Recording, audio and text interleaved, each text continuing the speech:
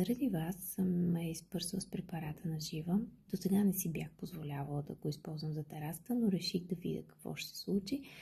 Избърсаме в понеделник вечер след 18 часа. Днес е събота. В събота мисля, че беше 11, когато избърсах. Може да видите кърпичка.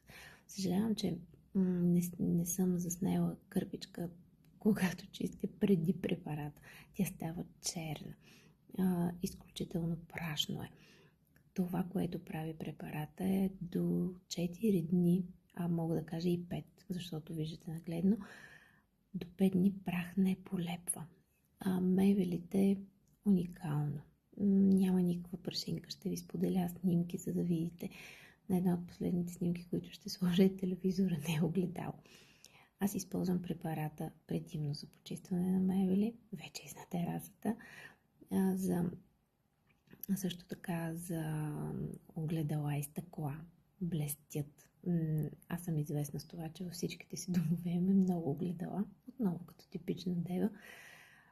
Никога не съм имала толкова блестящи огледала. Това, което мога да кажа е, че си заслужава да отделите от средствата си за този препарат.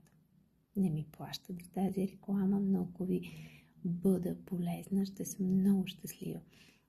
Винаги споделям това, което си заслужава да бъде закупено и в което си заслужава да бъде инвестирано. Щастлива съм, че това е български бранд, който аз подкрепям, и всички всъщност малки така производители. За мен е важно да се говори за тях и за стойностните неща, които създават. А за освежителят за въздух може би трябва да направя друго видео, но повече от уникален е. Така както една дева може да ви оцени препарати за почистване, мисля, че никой друг не може. Щастлива съм, че се доверих на жива и че това, което те най-много ми дадоха, не просто чист дом, дадоха ми време за мен. Благодаря.